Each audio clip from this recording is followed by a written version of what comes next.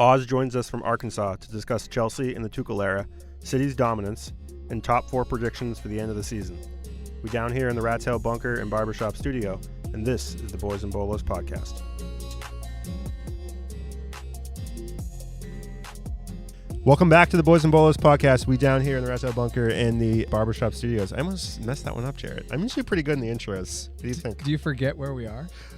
I'm in my own house and I forget where I am. Like an interstellar time warp I got too many happening? kids. I got too many investments. Too many kids. Like 1 too many or 2 too many or 3 too many? Just 3 too many. 9 too many, as you would say. Yeah, Jeff has 3 kids, but I always multiply it by 3 because I feel like that's the amount of energy it brings to the house. So we'll be like out in public. I'll be like, yeah, this guy's got 9 kids. The fact that you still have hair is actually impressive to me right now. I'm very impressed. Like I'm losing it and I don't have any kids, man. Like it's a problem. Trust me, if you saw me 5 years ago, you'd be like, wow, that guy has a full head of hair. Now you'd be like, he's bald. He's a bald motherfucker. He is going bald. He's the Don, 99. Look at me in 2 years from now, I'll be fucking, there'll be nothing. Honestly, actually, this is a good segue. Oz, welcome to the podcast. He's like Frank Lampard 3 or 4 years ago. Because now if you see Frank from like an aerial view, it's sparse. Well, Oz is joining us all the way from Arkansas, and he's got his Lampard 2010-2011 jersey, class. I always remember that jersey because that's the jersey that Alex had when he hit that ridiculous free kick. Oh, against Liverpool? Yeah, he just like ripped the cover off the ball. Smack the crap out of it. Oh my God, yeah. Oh, I remember. And then the best part, you see Carvalho standing there, and this moment of, oh shit, comes over his face as the ball's veering towards him, just ducks out the way, and Pepe Reina had no chance at that point. It was amazing. One of the more, when I think about it now, Chelsea has a history then of Brazilian center backs who can hit free kicks because David Luiz scored some screechers in his life. Oh yeah. David Luiz, Fulham. There's that classic. He's like 35 out, just decides to take a pop, puts it in the top corner. Amazing. So this is the other thing. I feel like maybe Jeff feels like I'm stacking the guest list, but you are the second Chelsea fan in a row because we had Evan on last week. Yeah. So it's fucking brutal, dude. It is brutal, right? I was gonna say I heard that podcast too. But it's also kind of camaraderie because we're kind of like in the same boat. Yeah. Like Chelsea and Tottenham we're in the same boat. Mediocre, just mediocrity all around. Mediocre London teams. Yeah, mediocre London teams. Yeah. We're looking up at West Ham and going, what? What's happening? You're so far away. Please, sir. West Ham, what's going on? I don't know what's happening. Honestly, if West Ham, I'll say it right here on the pod. If West Ham, actually, this is what we had last year, and Jeff still hasn't paid his penance. It was whatever team didn't get in the top 4. Oh, yeah. The other one had to go, but Jeff made Europe, so I think that's why we said it was okay. The other one had to wear a Speedo, and we had to live stream it, and they had to go in the water. And going in the water in New England at any time is really, really cold. Even in like July. So now I'll say it, the 3 of us. I think if either of our teams finish below West Ham, we must do that penance. Below West Ham. It's called the West Ham Challenge. Dude, I don't know. Jesse Lingard, dude. I don't know. Suchek didn't get his ban upheld. Dude, Jesse Lingardinho's back. I know. Yeah. Jesse Lingard coming in at forward because that's what they need right now is going to be a revelation. Watch it. Because they lost Antonio. So now they have Jesse Lingard back. He's back. Unless he got hurt again. No. He's not back. I thought Antonio got hurt in the last game. He did. Oh, did he get hurt in the last game? Oh, man, that guy's had bad luck because he started off the season flying. He was one of the best fantasy picks, and he got hurt again. Okay, so Lingard's back. Okay, Oz, who do you think, as a Chelsea fan, who do you think scores more goals at the end of the season? And this is a rigged deck because one of these players will have played a lot more games between Jesse Lingard and Timo Werner. Ooh. You are a Chelsea fan. That's it. Oh, I know. And you know what? Actually, no. I'm convinced as soon as Werner gets his first, we saw him in the last game. As soon as he gets his first, he's going to go on a run. He's going to be hot. He's going to be hot as hell.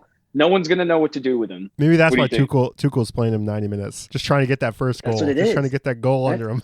Dude, 100%. That's what it is. Look at him in the last game. He had those 2. He won the penalty, which was kind of, it was a penalty. He won it. But then the cutback to the center, perfect for Mason Mount to just sweep into the corner. That was exactly what you want of a striker, right? That's like what you want. He had a good game. It's fine. I think he needs to have an impact in the game more than he needs to like score X amount of goals. Jeff, we agree on this wholeheartedly because I saw the stat that Footy Emporium put up, and we have no ties to Footy Emporium, but you should definitely follow Footy Oz. I know you follow Footy Emporium because I always says like Oz, like this post. But they had an amazing post about Timo Werner today, which I thought was fantastic, and I shared it to the Boston Chelsea page, which was that in this year, Timo Werner has drawn 7 penalties, which is the most of any player, I think, in a season, and we still have 15 games to go. And he also has 5 assists. So he is having an actual impact on the game, even if he's not scoring. And in the last game, it's so Chelsea right now, as we struggle to score goals, it's so Chelsea that the man of the match doesn't score a goal. He draws a penalty and has an assist. Yeah. I agree with you wholeheartedly, and I thought that was a trick question because I do think Timo Werner will end the season scoring more goals, strictly just because I think he's going to continue to get more chances per game. And once he starts to score, the guy's a poacher. Yeah. Even if you look at his overall career goals to games, which, I swear all soccer memes now are like Ronaldo, 1,000 games, 1,000 goals. When you look at it, it's not nearly 1-to-1. I'd say it's maybe, 0.7 goals per game. But that takes into account that with Chelsea, he's played almost 20 games and not produced anything. So he's definitely a poacher. Hopefully, if either he or Havertz can start to find any momentum, I think he's actually more likely because I think Havertz has had a lot of problems this season, health-wise, and adjustment to the Prem. But I actually think it's going to be Timo Werner. Do you agree? Well, no, I agree. I also think that Timo Werner has been unlucky in the fact that a lot of the Chelsea offense has been sputtering, is the best word to use, and not exactly been at their top form. Besides maybe Mason Mount, who has been playing out of his mind. Giroud has been at his top form physically, but he hasn't gotten the opportunities. But also he hasn't scored a goal in quite a number of games. But he hasn't gotten the opportunities. True. I'm convinced Giroud is actually better off the bench because you wear people down just a little bit and give him the chance to come on and do some sort of ridiculous finish with the back of his heel to the top 90, and he's going to do it. But if you start him at the beginning, he's old. He's going to get tired along with everyone else. He looked bad when he started last game. He didn't have any impact on the game. But do you think that, well, I'm going to switch it a little bit. I agree with everything you just said. I think he may be more of a super sub. Jeff said this, and I am not really sure how I feel about it because I don't like it, but maybe it's what Tuchel's trying to do. Do you think, Jeff was saying that maybe Tuchel with Pulisic is trying to make him into a super sub because he hasn't played under Tuchel? Now, barring he has like some knock that we don't know about. So I read a couple of different things on him because initially I read that Pulisic was going around telling people that Tuchel wants to put him in a new position, like a number 10 kind of creator almost. That was the first thing I read about him. And then earlier today, I saw something where it was like Pulisic and Thiago Silva have injuries. Havertz has a long-term injury. So that was why they were holding those 3 out of the last. They weren't even on the bench the last game. I mean, the thing is like he gave Pulisic his start, right? He was the one who brought this American kid and was like, hey, you're going to be a star, like come play in the midst of Aubameyang and like all of these other people, these superstars, Marco Reus, all of these people at Dortmund. And he brings this little American kid in and he's like, dude, here, you got it. Go for it. And I don't know. I feel like the whole reason they brought in Tuchel was simply to bring the best out of their jersey sales. You know what I mean? Like let's be honest. We're business smart. We don't actually go for like, oh, who's the most logical choice, Maria Granovskaya or whatever her name isn't sitting there like, oh, who's really going to win us trophies? It's like, how are we going to sell the most jerseys? And that's why they do Werner, Havertz, Christian Pulisic takes all of America, It'd be interesting to see the stat on how many people in the United States have bought a Pulisic jersey that aren't Chelsea fans. Just because it's like, wow, in the Premier League, a top club in the world, guy wearing a 10. I mean, it doesn't happen every day. I will tell you, I would throw down $75 for a Pulisic jersey. Sure, why not? I really want to get out. Power. He has that power. I mean, like, first of all, he's likable. Second of all, he's going to be in the World Cup, probably, as long as the U.S. makes it, but which they should. Prayers up. Prayers up for U.S. men's national team. Yes. We never know. But knocking on wood. But yeah, I mean, he's not he's an easy character to like. I buy a jersey, but so I agree with you. Jarrett, do you want to get to the main question of the night? Oh yeah, the main question. Oz, let's put you right in the hot seat and get it toasty. Oz, go ahead. So Jeff and I put out about 2 to 3 weeks ago our picks for top 4. and what we thought would happen. So we put out our preseason top four. This is a revised top 4. Yeah, we put out our preseason top 4, and then this was our kind of like check-in with reality top 4. And we got some feedback for that, and that's my nice way of saying we got some shit, and that's fine. We both had some pretty wild picks at the beginning of the season where we both didn't pick Liverpool in our top 4. Some people didn't like that. Yeah. Now, in our top 4, we actually didn't pick our top 4. What we did was we gave a list of the possible top 4. So we say that only these teams could be in the top 4. So it'll be interesting to see what you put in top 4. But we say only Liverpool, and this isn't in order, but only Liverpool, Man United, Man City, Tottenham, Everton, Chelsea, and Southampton have a chance to be in the top 4. With that said, what's your top 4? Who's winning the title? And go ahead. I like this. I like this because right now there's like a new dynamic. 2 weeks ago, or no, not 2. I guess 3 weeks ago we could have said something completely different, right? I think I think almost everyone can kind of agree. If City continues on, especially with the game in hand, City's going to win the thing. That's my firm belief right now. Agree. Second, I'm going to go with United. I think United, Pogba just had the injury, but United's strong enough. Bruno Fernandes is, I don't even know who to compare him to because he's just so unique and amazing. United's in second. I'm going to go with Liverpool in third. I think they have enough to just keep them there. Barely, but keep them there. And then my pick for fourth are my boys in blue. Part about that pick is that Jarrett and I had this conversation earlier because, we're always talking in the day and how are we going to ask these questions to our guests. And he goes, I'm going to ask this question to Oz, and he's going to pick, he's going to say the normal, Man United, Man City, whoever in third, and he's going to pick Chelsea in fourth. And he did it. That's amazing. You're damn right. If you're damn right, I did. I said he's going to do it. And then I said, either way, we're going to have the good next follow-up. Because now the follow-up is how does Chelsea ensure that they do that over Leicester, which I believe, and we've talked about on the pod, as being one of the most consistent teams throughout the year. I think they're the only team that stayed in the top 4 the whole year. How do they do that over Leicester, West Ham, which is crazy firing, Souček elbows and all, Everton, and even Spurs? What is it that Chelsea has over those 4 teams? So just again, Leicester, Everton, West Ham, and Spurs. Okay. All right. I like this. Now, Leicester, I'll immediately write Leicester off simply because besides the season that they won, besides that season, they have a habit of doing great for stretches, long stretches of time, and then dropping off. They'll lose 3 in a row. And it's just out of nowhere. And you're sitting there like, what, did Jamie Vardy start drinking Skittles vodka again? Like, what's going on? He did. By the way, he did. He did start drinking Skittles vodka. No, but did he stop? What's the question? No, he just instead of Skittles vodka, he was just doing it was like 4 Red Bulls, like a couple Monster Energies. Oh yeah, that's right. Jeff told me he used to just like do like a shot of espresso, 3 Red Bulls, 4 shots of espresso and 2 Red Bulls, and then you go out and you play. Run around. Good God!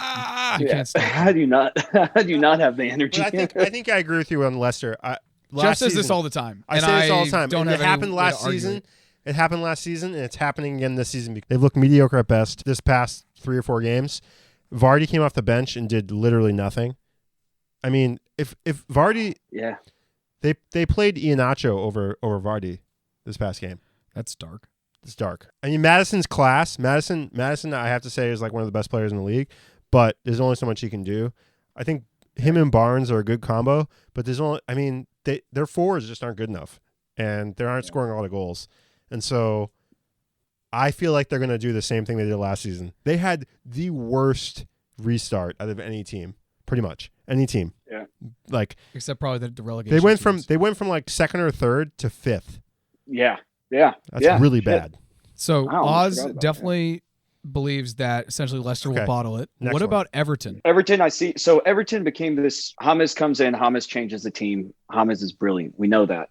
James has been out for the past couple of games, and now with him being back, them having Calvert-Lewin firing at all cylinders, you lean to it. But once again, I put it down to like terms of pedigree of like the club, because I say that if you don't do this consistently, Ancelotti's a phenomenal manager, but if you aren't used to beating out teams for these top-notch positions, they've got a number of games coming up that they can like flip on their ass and they can lose. They had a solid run. I think Everton's going to bottle it too. I put it down to how bad? Like how bad do you think? It's not going to be. It's not going to be to the degree. I fully expect Everton to end up above Leicester. I would put Everton probably right below Tottenham. I would put. So if we expanded this my little prediction, right? Yep. Fifth place, I would go to Tottenham, and the only reason I put Tottenham in fifth is because they're one injury away from losing 1-0 to Chelsea, which if Harry Kane was there, then. Shit, they would have definitely beat us. That's my opinion. Definitely beat. No, I think Harry Kane. Harry Kane has a tendency to score against us. He has a tendency to walk up, hit it from 20 yards out, and put it in the bottom corner. But I do have to say though, in that game, I cannot say that one of our defenders wouldn't have caused a penalty. So, that being said, a tie. Yeah. A 1-1 tie. Right. I think it would have been the same result as the 0-0 result that we had back in the season. Regardless, I think in that one goal that we would have scored would have been from Harry Kane or an assist from Harry Kane, the son. They're definitely exactly. They're definitely one injury away from, being 10th. Exactly. Literally like 5th to 10th, because without Harry Kane, they are so flat going forward. And Mourinho has always had stud strikers, normally 2, in fact. So he can just put 7 behind the ball and have 3 magicians up top causing all kinds of problems. I mean, that's how he won a treble with Inter. He just had Eto'o, Milito, and I'm blanking on the short little Dutchman, bald guy. Oh, Sneijder. Wesley Sneijder. He had Wesley Sneijder sitting behind and those 2 guys ready to run for any counterattack, and that's how they won. That's how they had a treble. But he doesn't have that. He doesn't really have a 10, and without Kane, he doesn't have the guy to run off to create space and unbalanced defenses with Son. So I agree. Okay, so you're going to put Tottenham in 5th if you expand. Who's in 6th? Then Leicester? So actually, I probably would put Everton. Everton, Leicester, West Ham, Villa probably after them. And then Southampton maybe. Southampton, then Arsenal. Arsenal in 11th. Yeah. Okay, so there is a guy right now, if he's listening, his blood is boiling. His head is about to explode. Shout out John Scheimer. Yeah. It's now on the pod. It's going to be, it's written down in digital stone. I don't think that's very unreasonable. And that's the worst part. And, I don't want to say the worst because I'm gonna make Mo and Drew Davis listen to this just so I can talk a little more shit right now. Arsenal, I mean, for the first time they're playing like a mid-level team.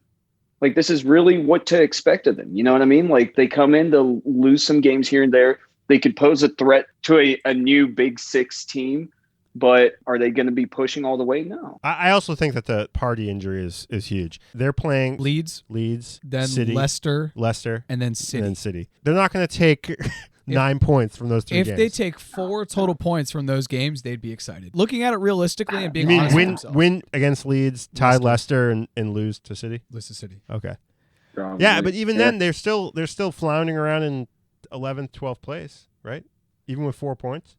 Depending on who else wins. Depending upon other things being equal and other teams It's not winning. moving them far. It's not moving them up the table. That's the point. I like what Oz is saying. Okay, but Oz, now how do we ensure that Chelsea get 4th? Because in order for Chelsea to get 4th, we have to start scoring goals and we have to stop letting goals go in. And that sounds super simple and obvious. And Jarrett, that's obvious. But Chelsea are getting man of the matches to guys who draw penalties. Chelsea have Rudiger in the back, who I swear to God a road cone would be better. Even if he held everyone on side. When he passed the ball into the goal, Jeff was on a business call, so I couldn't scream and yell. And I had Jeff's kid, and I was just honestly, the most surprising thing was how I wasn't surprised. Because one of the things I, as a coach, would tell people is if you want to play back to the goalie, that is totally fine. You and the goalie have to be on the same level. Number one, you have to know what side the goalie prefers the ball. Is he a righty or a lefty? Then when you pass the ball back, you tell the goalie kind of where to go with the pass. You never pass it between the posts in the event that the goalie misses the ball because life happens. And Rudiger just passes it straight back. He should have had an angled pass out to the right and his left to force Mendy to go outside, and then his only option is to boot it out. It was a shocker, dude. It was a shock. I'm glad that Mendy didn't pick it up, get a penalty, and an automatic red. So one of the things that I've sat there and I'll listen to you guys on the pod and I'll hear you just shit on Rudiger. And I'm actually one of those that I believe in Rudiger. I believe in not his ability. Hold on. hold on. The heaviest eye roll. Not his ability as much as it is that he's that crazy center back that's going to go up and cleat someone in defense of his team. And you kind of need that every now and then. You need that crazy guy in the back.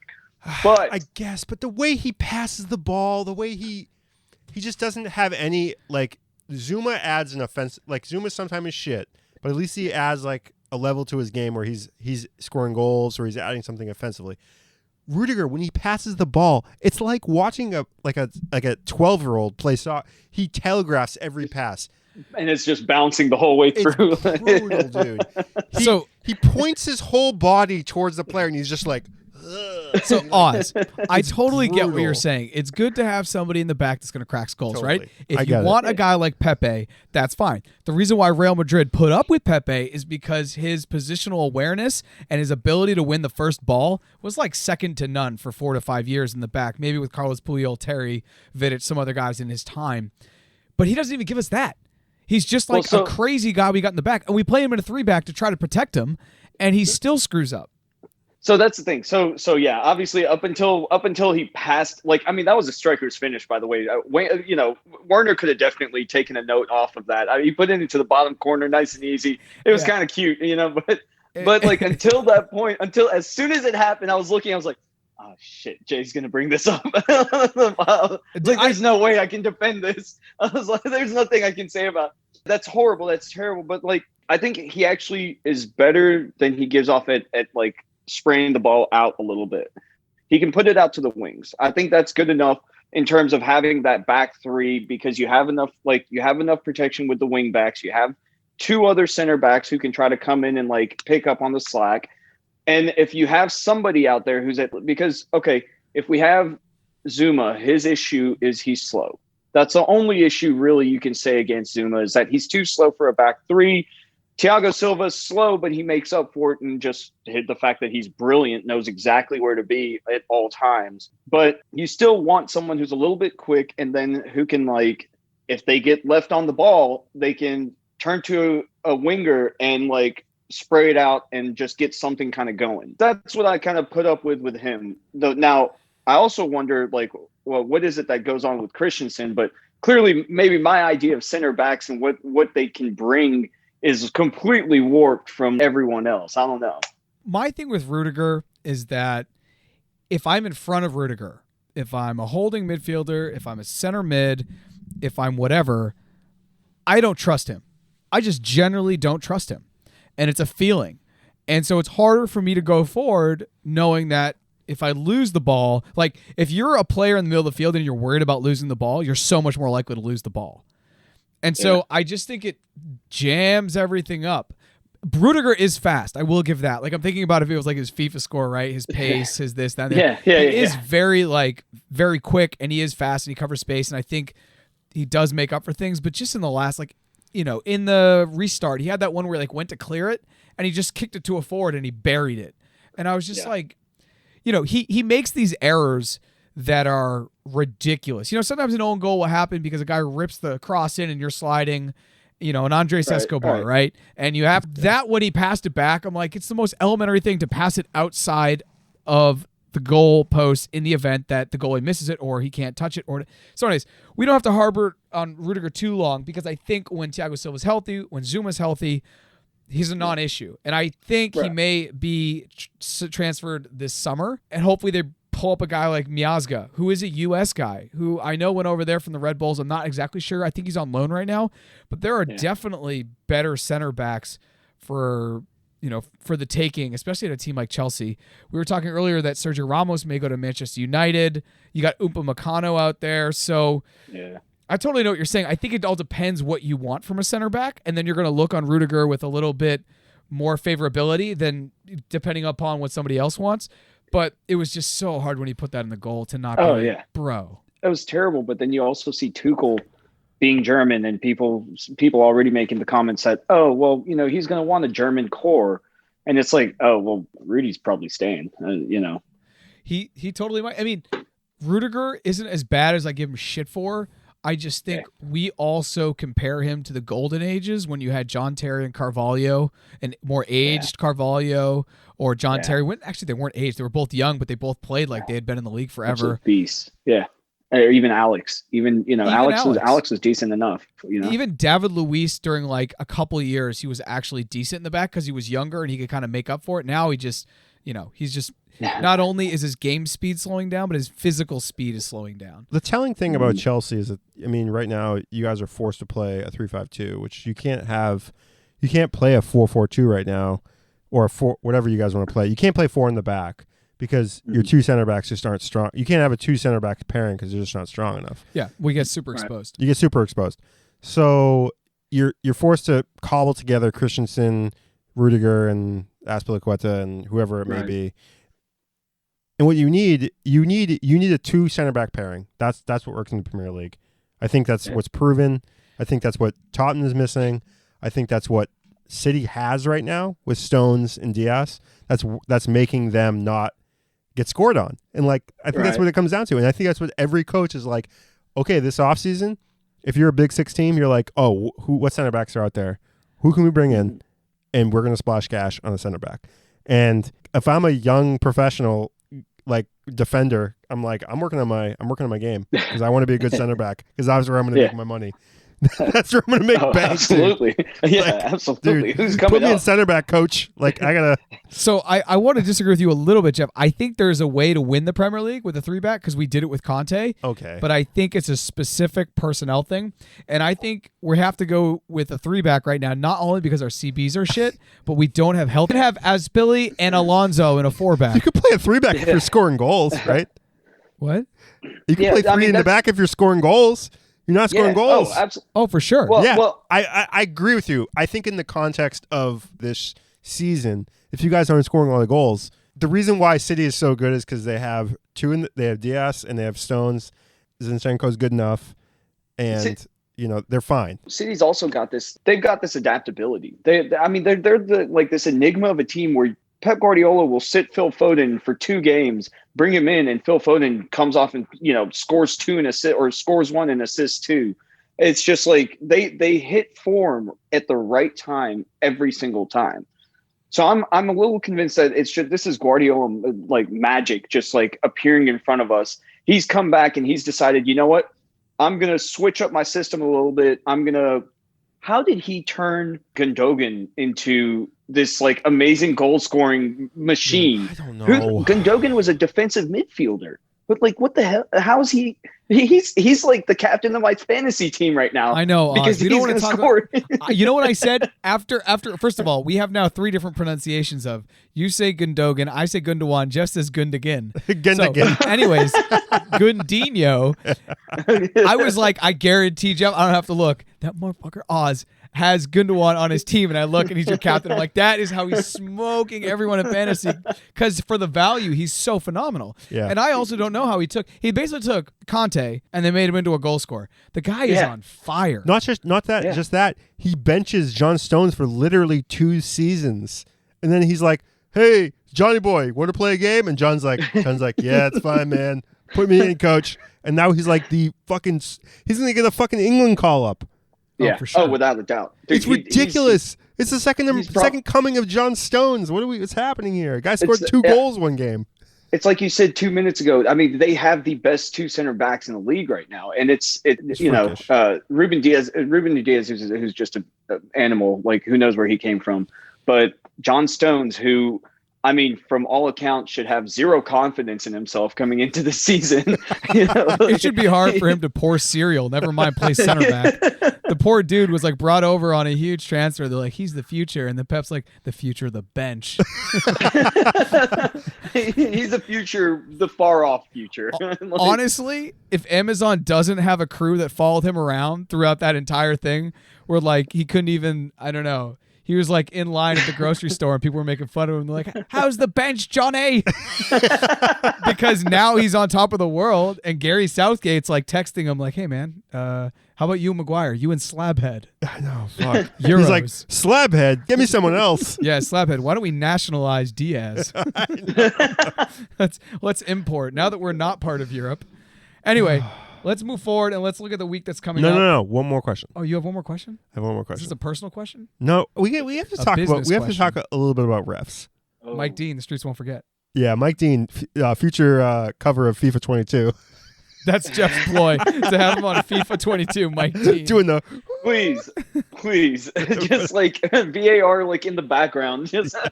Yeah, VAR in the background, and there's flames coming out of it, and he's walking. It looks like an opening to like an action movie. But Mike Dean has gone to like. It seems like he's gone to like personal lengths to assert himself in games these days. But most recently, what did he do? He gave a red card to Suchek for a elbow in the head that was really incidental.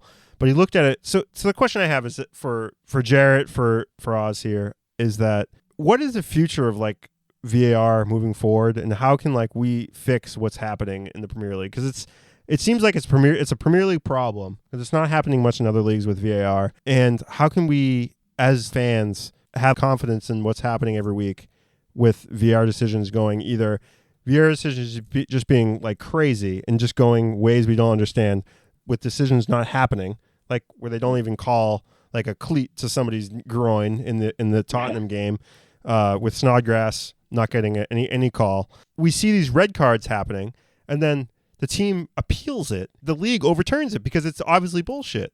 Like so what is like the solution, and how are we gonna like fix this? Because it's really messed up. It's really bad.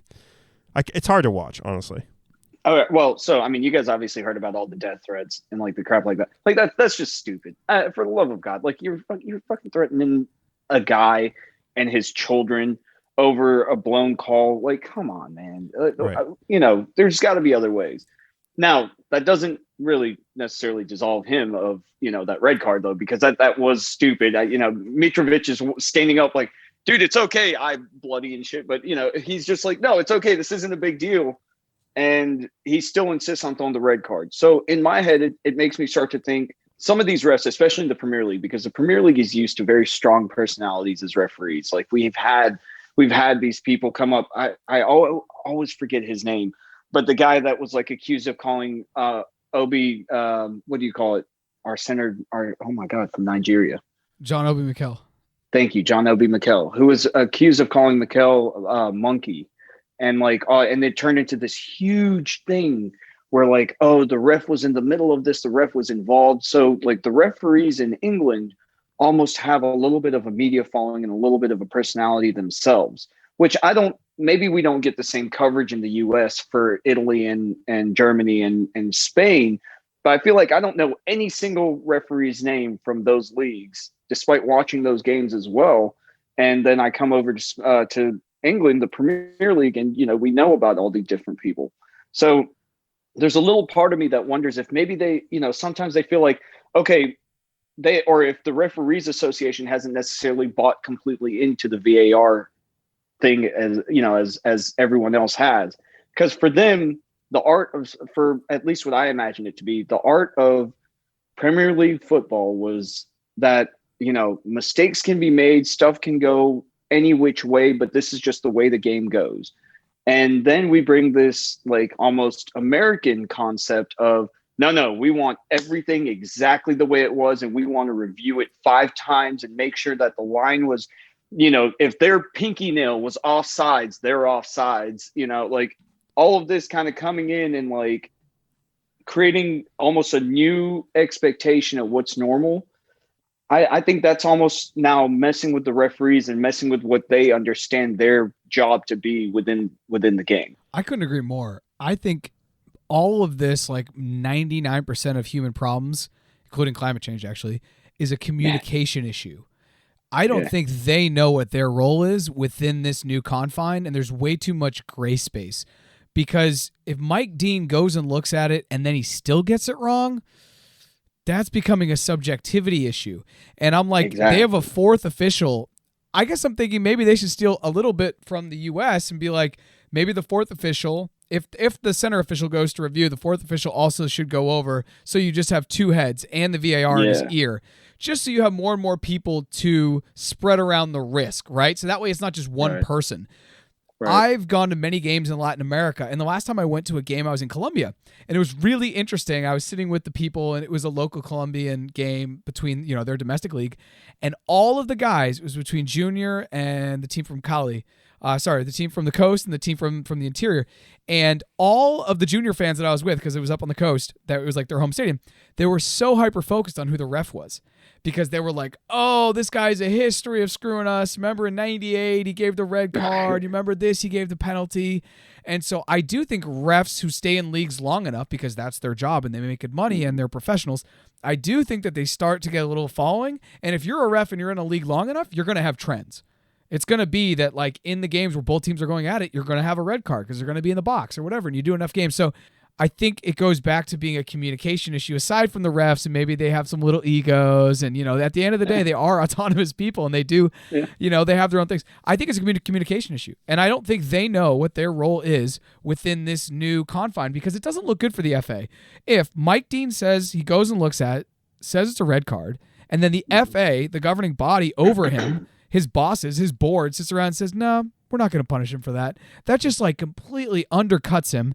And what that does is I think it gives the fans a chance to say, hey, you messed up, and a chance for them to take it personally. Because they're like, your bosses were telling you to do one thing, but you did another thing. If a ref goes and looks at something, that can't be overturned.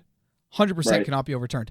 If a ref doesn't look at it, and then after the fact they look back and then they have hindsight of 2020 and they say, hey, you know what, that wasn't a red card, then you can appeal it. But I think once a ref goes to look, they've had enough time to look at it. And all of these things are fairly obvious. I mean, when you slow everything down to like a tenth of the speed and you have 15 different angles, they got to get it right.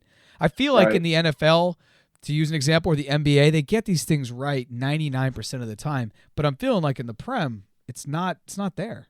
If we're talking about this isolated incident with Dean, he goes over, he sees the Suchek, he doesn't even see the Suchek thing happen. Or if he sees it, he doesn't penalize it right away. He gets called over to the monitor by VAR to say, hey, look what happened with Suchek elbowing Mitrovic in the head. And then he goes and he doesn't understand the context. Like, my problem is that they're not looking at it in the context of the game. Suchek's not in the yellow. He's not by any means a dirty player. He's not caused a problem throughout the entire game. It's the 95th minute or 94th minute or whatever. It's the end of the game. It's the last play of the game.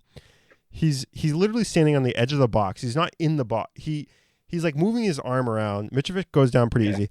And then he goes and he looks at it. And he looks at it for a long time. He looks at it 11 times. I think they counted. He looks at the play 11 times. And he's sitting there with the guy in his ear. And then he still makes a decision. So it seems kind of insane to me. It seems like there's something. My point is, it seems like there's something else going on, where he's being told something in his ear by the ref in the VAR booth. Because the VAR ref is at the same level as the on-field ref. Right. It's this. They swap roles. Like, sometimes Mike Dean is in the VAR room for games. So my thing is that it's another ref making this decision. So it's two guys who are literally their coworkers. So with talking about a game. So with what you're saying, I want to interject. With what you're saying, I think it still comes down to a communication issue. Yeah. Because you have the guy in the box telling him. So maybe what they could do to create unbelievable transparency is any communication after a foul that is being discussed, or any time the ref is at the booth, the conversation that he's having with the people in the box, you can hear. And that way they're because that way they're just looking. Soccer is very simple. It's based on laws. That's it. There's no rules in soccer. It's like a trick question. There's no rules. There's laws.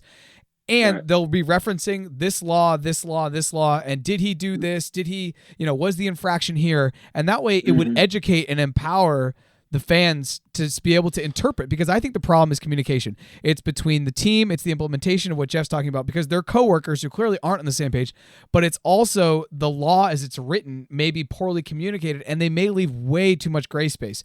For so long, we had this thing with the hand. Is it ball to hand or is it hand to ball? Then is it in a natural position? But the problem I have with that play is that they decided, in the way that Mike Dean wrote it when he gave the red card, is that it was a dangerous intent. And he got a 3-game suspension for that. So it wasn't subjective, right? It's very subjective. Yes. Yeah. And do you think that that's what's actually that's what's driving the issues? Is now, they were taught as referees being trained, you go for what you believe to be intent. You go for what you see as where the play was headed. And now they have something where they're being told, okay, no, it's black and white now. It's black and white. So, you see an elbow to the head, it's an elbow to the head. Or was it an elbow to the head? Was it actually just a swim move gone wrong? Which is clearly what this was to all of us. But this guy's now all of a sudden being told, hey, if there's a fingernail offsides, which once again, I clearly have a fucking problem with the offsides rule. Yeah, and like everyone else, like everyone else does, right?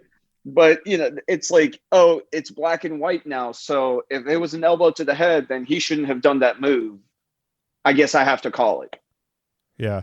That's part of me feels that way. Part of me feels like by the letter of the law, his elbow hit this guy's head injuries, like it's a bad foul, blah, blah, blah. Like, I know he didn't mean it. He obviously maybe didn't mean it, but he may have meant it.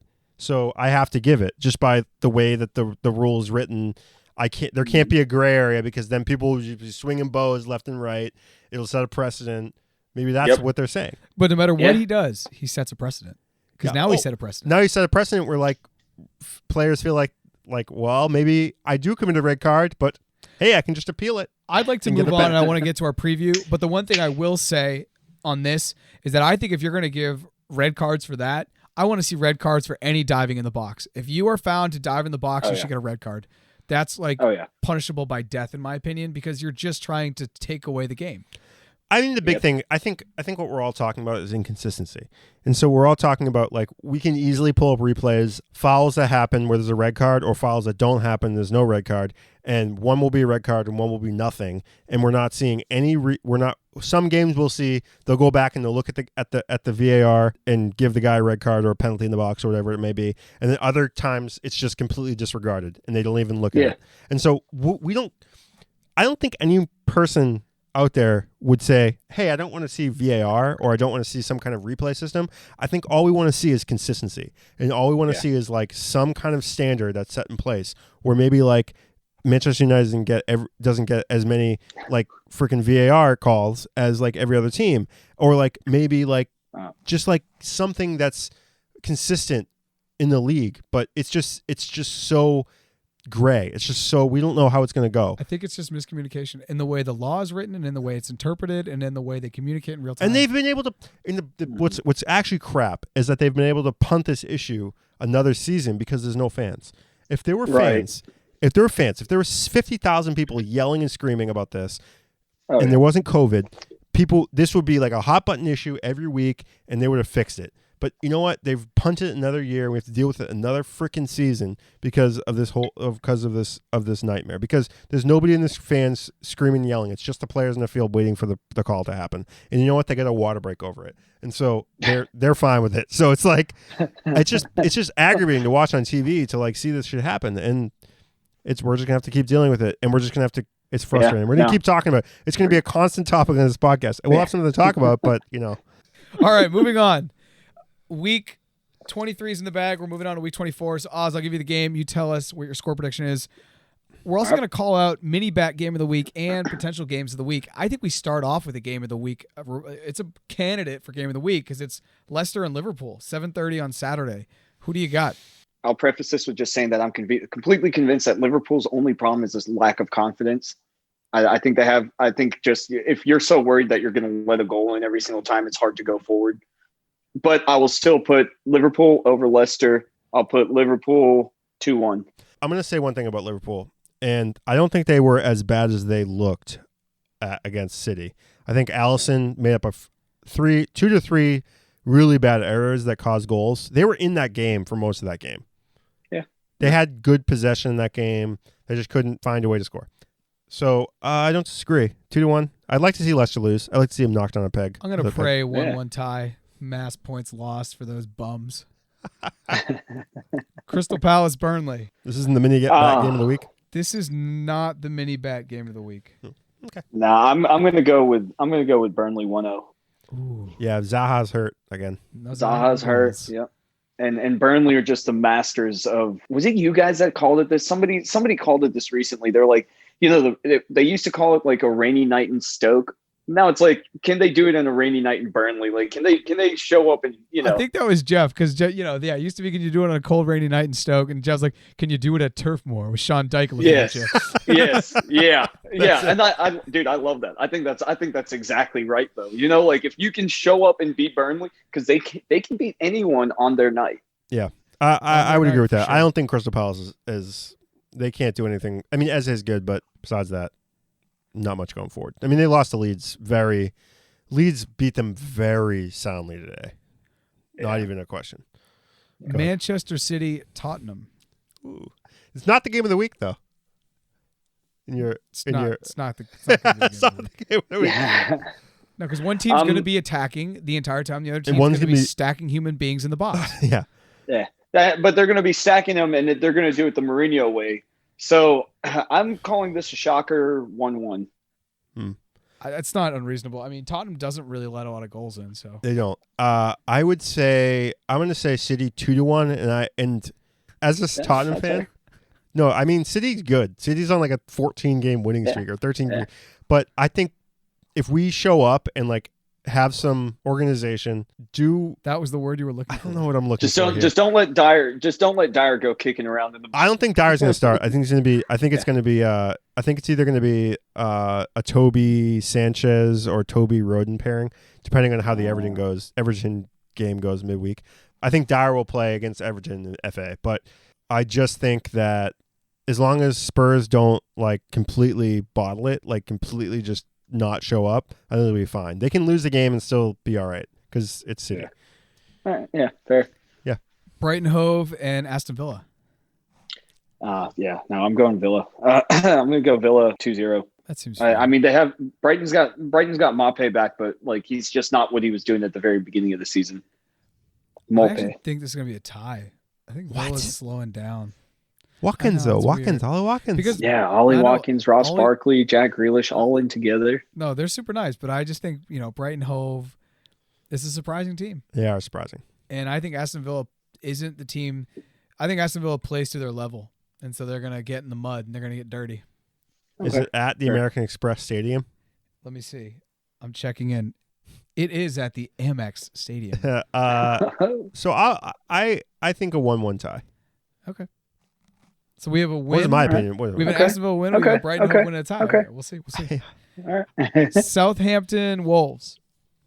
This is another potential game of the week candidate. Yeah, because both teams are so mediocre these days. Yeah. And Wolves either Neto plays and he's amazing, or Neto plays and he plays. I don't know. He's on the field, yeah. Yeah. I'm going to go Southampton. I will say one thing. Wait. What did you say? Go ahead. Yeah. He's got Southampton 2-1. See, I think Wolves, the game against Leicester, I think they were better team than Leicester. They should have won that game. I mean, Fabio Silva missed an open goal, basically. And did you saw what's his name put his foot to Schmeichel actually put his foot to that. Yeah, I know. Well, still. I still think he should have he should have buried that goal. Right. He shouldn't have. Either way, they had their chances. Yeah. Wolves should have won, maybe 1-0. What do you think about? So here's the thing about Wolves, right? Last season, they're like one of those teams that was like, maybe we'll be in Europa, maybe we won't. This season, they're like, maybe we'll like flirt with relegation. It's getting dark for Wolves. It's the difference of one person. Oh, you really think it's the difference? Okay. I think Diego Jota. Was a big loss, but I don't think he's as big of a loss as Jimenez.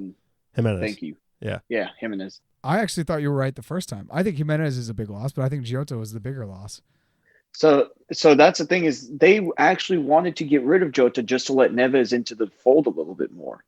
They were like, you know what? Let's make some money on this guy, because this was like early in the season. Because I was wondering, I was like, why the hell did they let this guy go? He walked into Liverpool and he starts scoring off the bench. And then I'm like, I don't know who it was that was saying it, but they were saying that Wolves wanted to let him go just to let Neto into the fold a little more. And I'm a little convinced that if Jimenez was on the back end of some of these deliveries, some of these like passes into like on goal, it would be a much different story. He puts them away. Yeah, if they have Jimenez, they're one or two positions, if not more, higher. I don't think anyone argues with that. And that just puts them in a much competitive space because Jeff's right. Then they're maybe fighting for Europa, but right now they're flirting with relegation. Yeah. I think that makes sense. And with Jota, then they're definitely fighting for Europa. Excuse me. So. All right. Well, sorry. Wolves died. I like Wolves. I wish that they were a little bit better, I guess, is what I'm saying. Yeah, it makes me a little sad inside. They were your what's it chick? Side chick last season. Yeah, I like Jota. It broke my heart to see Jota go to Liverpool. It really? Yeah, it hurt me a little bit. Yeah, it hurt me a little bit. Listen to Enya. God. Like, I'm going to the next game because the next game is, I think, the runner-up for the mini bat game of the week. I think Manchester United is going to take West Brom behind his shed and hit him with a mini bat. So, Oz, with that said, give me your prediction. Yeah. No, this one, I'm putting this straight down 4-0. Ooh, that's what I was thinking. Problem. I looked at this and I said, that is going to be that's the outlier for the week. They're going to run show. I think that United's playing an FA Cup game midweek, I assume. So they're gonna play. They're gonna play their starters for the FA Cup game, and then they're gonna play half starters, half bench players. We're gonna see Twanzambe or whatever his name is. Twanzebe. Sorry, no disrespect to Twanzebe, but they're gonna play some Twanzebe. They're gonna play some Greenwood some time out there, running around. Maybe some other bench players. Their second team's still. No, I still, but yeah, you know what I'm saying too. I feel what? Actually, though. I think they're going to win. I think you have a phenomenal point in that Manchester United is playing West Ham in the FA Cup. Yep. So they're going to have to put up something. Yeah, they're going to have to put up a good team. Yeah, they're going to put a good team out there. I don't flinch, guys. This is the mini bat game of the week. This game will get out of hand. It's not. It's not going to get out of hand. It's not going to get out of hand against West Ham. I think it's going to be. I still think United's going to win because they're going to bring players off the bench to score. But I think it's going to be like a 2-1 game or a 1-0 game. Okay. Look, you have player management. You can't play all the starters every Bruno game. Fernandes plays all the games all the time. He's playing pickup right now. He in always Manchester, scores. Side alley. The Portuguese guys. He'll drop penalties all day. Jesus. All right, we're going to the next game. Next game is also a candidate for the game of the week. Arsenal Leeds. Oh yeah, Leeds. The Leeds Arsenal game earlier in the season was a 0-0 draw. 0-0 affair, but it was fire. Back and forth. I see this one. I see this one opening up. I'm kind of, because like you got players like Saka who found their feet within the past couple of, past month and a half. I think this one could be, 3-3. Whoa. I'm going to go for a high scoring game. I'm going for high scoring because they're all firing. Arsenal can pick it up right now. I believe in them. 3-3? 3-3 I will watch still. that game. I still think 3-3. I like that because I like seeing goals. You're a Tottenham fan. Yeah, but fuck. Whatever. I don't care. Goals are fun. I actually think Leeds will win. Leeds have been playing better. I'm going to go 3-2. 3-3, 3-2. So a lot of goals. I think that makes sense. None of these teams are stalwarts. No. Next game, Everton Fulham. Yeah, Everton wins that one. I think that's pretty simple. I think that's 3-0. Okay. Yeah. I'm going to go 2-0, but same result. Yeah. Same result. 3 points. Next game, West Ham Sheffield. This is also could be a mini bat game, depending on how the FA Cup tie goes with Manchester United. Yeah. But yeah, I think they'll probably be. I'm gonna go with 2-0. I think Jesse Lingard gets one. I think what do you call it? Souček. Thank you. I think Souček gets the other. Yeah, it's really helpful that Souček didn't get that 3-game ban.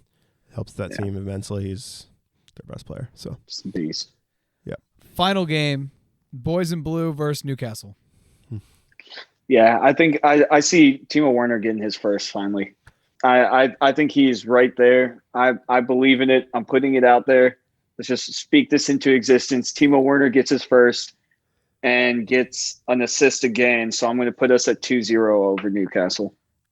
I'm going to go 3-0. I just think I think this is going to be the first Tuchel game where you're like, all right, Chelsea's a serious team again. Yeah. I'm going to go 3-1. Okay.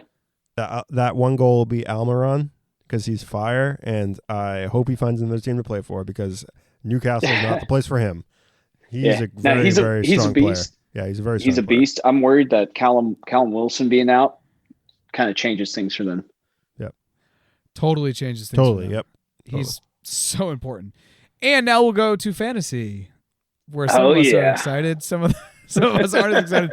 Graham's gang in the basement, murder on Don floor. Diego Shikaka. Diego, come on, dude. He changed up his whole squad. This is last week. I expect Diego to be out of relegation by next week.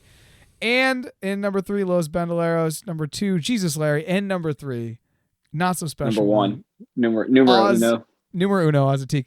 Oz, just give us some tips. Yeah, for give all us the your blueprint to success, baby. Yeah, for all the other. So let me start off by just hurling insults at everyone.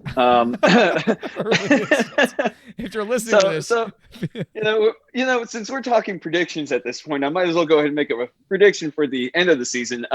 If I win first by 100 points, I will. I don't know. Let's see. I'm gonna send those little spray like bag of confetti dicks. Yeah. Yeah. Send that to last place. Okay. Ooh. Okay. You know the best part about that is last place is currently a guy who runs a soccer podcast, and we could definitely get send it, and he'd be like, "What the hell is going on?" I don't think he listens to the Bolos, but he's in on our fantasy because he runs his own soccer podcast. Yeah. But I think that's totally fair. Well, if you win, you'll get some swag, Boys and Bolos swag. And if you win, I think that's totally fair. I actually think next year what we should do is everyone should put in $20. And the winner gets, 70% of that. Second place gets 1%. But the people in last place have to do some kind of a social media penance. So they have to put up a jersey with, if you're a Chelsea fan, you put on an Arsenal jersey, Arsenal fan, you put on a Tottenham jersey or something like that. Right. That's what I'd like to see. Some real public shaming. Yeah. Like a full kit or something. Oh, I like it. Exactly. No, that's the thing is I just want to claim my fame that I started off in last place. The first game of the season, I scored 12 points. And I was just like, oh God, this can't happen. And then you changed your team? Then I changed. Well, so I only used one wild card, and then I waited for the double game weeks. The double game weeks are super nice. Double game weeks. I haven't done the Uber captain where your captain gets 3 or 4 times. I need to do that though. Yeah. And then you also have one that I don't even really know how to use, but I mean, I understand the theory of it. It's like you triple your bench, so whatever is on your bench will get triple points. So No. The bench boost is just where just the bench comes up. So meaning that whoever your bench. So I used my bench boost. See, this is why I suck at fantasy. Yeah, it's all semantics. There's really you guys I've looked through everyone's teams because I'm sitting there just competitive as fuck. All right, let's see who can I. Yes, dude. He's deep in the lore. Oh, he's deep in the lore. And I tried to, when I changed my team and I did that full change, I tried to emulate it off the people who were at the top. So at that time, Mac was high up there, you were high up there, and Oz was high up there.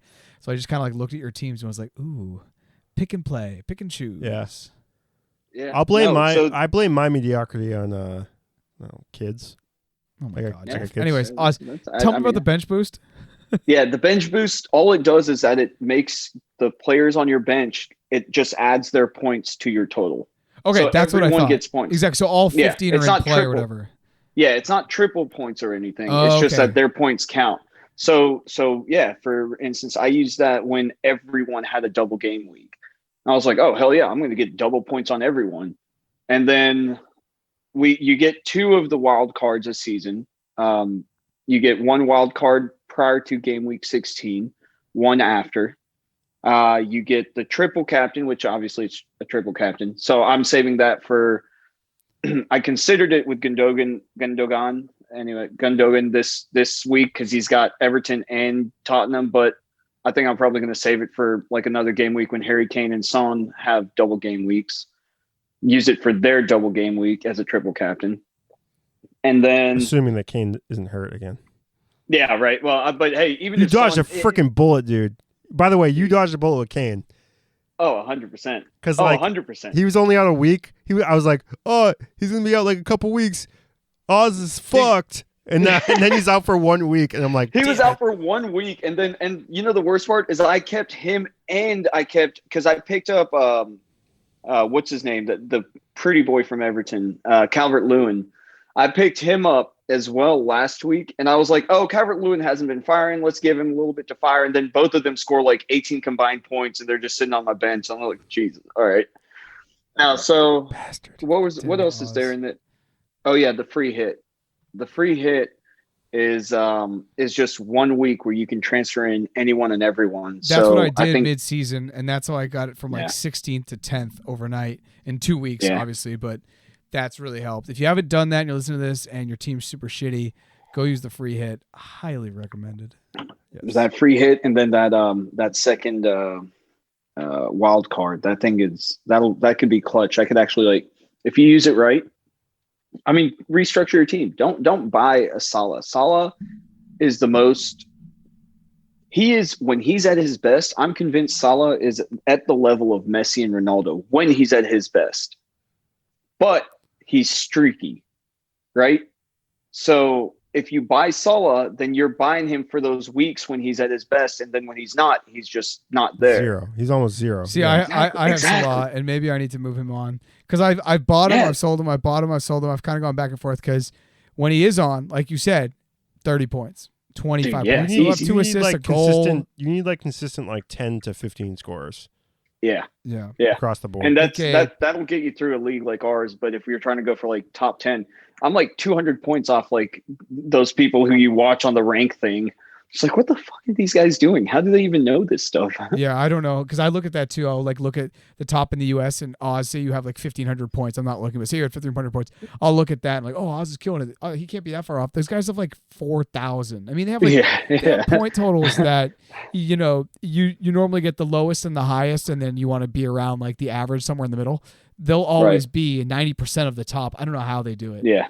Some of it's got to be a little luck, but there's also got to be serious skill. Yeah, it's definitely luck. Think about it. Like, how do you come up and be like, oh, you know what? This guy's going to get 2 goals, an assist, and 3-point bonus points this week. So I'm going to triple captain him. What? No. Why are you going to really just take that gamble for no or like? So, how do you know to take that gamble? I'm going to triple captain soon.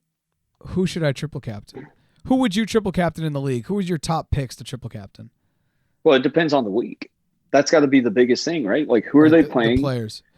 What's it been? What's their home, like their home scores been? What have their away scores been? How is the team that they're playing? This is why Oz is winning. He stays up at night thinking. Yeah, but I just did. Oh, dude, no, but this season has been. It's so hard this season because home and away doesn't make that big of a difference. It's more like what players are just like the most consistent. So the only one. So Bruno Fernandes away is almost a guaranteed captain. Bruno Fernandes away scores goals or assists goals, or they get the penalty that he scores. You know, if you got Southampton and they're playing somebody who fouls a lot, then you got James Ward-Prowse. Yeah, you got Ward-Prowse doing free kicks. That goal he scored. It's just like, was nasty. It was nasty. Oh my God, that was beautiful. Oh, that was beautiful. As soon as he stepped to the ball, I knew he was going to score. I knew it. He and James Maddison and Grealish are guys that maybe other leagues don't know about just because they're not in the top teams, maybe. Sorry, Leicester. But those 3 guys are so good. Yeah. Dude, so Grealish, they were talking about Barcelona being interested in Grealish at one point. I think they still are. I mean, I think Grealish definitely is getting attention, but like guys like James Maddison, who I'd love on Chelsea. Guys like James Ward-Prowse, I'd love on Chelsea.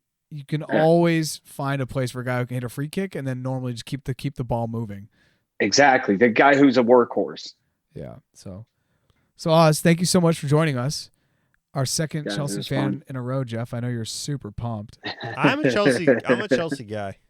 Oh. He doesn't hate us like he should. Exactly. I'm a Chelsea guy. No, I hate Arsenal. I hate Arsenal more than I hate Chelsea. I mean, any day of the week. And that's actually a little frustrating for me at times when I hear Tottenham fans be like, "Oh yeah, no, Chelsea, yeah, whatever." It's like, no, fuck you, don't write us off. Damn it, come on, hate us too. No, I'm not writing you off. Like I picked Chelsea to win the league. I picked Chelsea to win the league this year. He did. He picked Chelsea to win the league. I was amped on the signings. I was all excited. I was like, £200 million coming in right in. I pick you guys. I'm just as I wouldn't say I'm just as bummed, but I'm pretty bummed about them not playing well. I mean, I'd love for you guys to do well in the Champions League, but it's looking dark against Atletico these days. It's tough. I watched just as many Chelsea games as Jarrett. Probably I turn them on and I watch them and I root for them. Not against Spurs, but Spurs is like a self-deprecation roller coaster of emotions that I don't want to get into right now. But Oz, thank you for joining the boys in Bolos. I love he wore his Lampard jersey. It's fresh. It's very fresh. Oh, hell yeah. Nice. All right, well, Had to. thanks, Oz, and we'll catch everybody next time. Yeah, thanks, Oz. Ciao. Later, boys. Ciao. As a striker, you want to score. It's a long time now for me. I don't have it in my career, so long period. But yeah, you can't do anything against us. You have to keep going to try to do your best at the field, and the goals will come. You've said you're very keen to score. Any chance you could have taken the penalty, or is that very much Jorginho's job again now? I think in the future maybe I can take a penalty, but in the moment, like you see against Luton Town, it's not the best moment to take a penalty. Maybe I should score, first of all, some normal goals before I take the penalties again. Thanks for listening to the Boys and Bolos podcast. You can find us on Facebook, Twitter, Instagram, Patreon, Twitch at Boys and Bolos. If you'd like to be a guest, please reach out. You can hit us on any of the social media accounts that Jeff just mentioned, or email us directly at boysandbolos@gmail.com. Thanks for listening, and see you next time.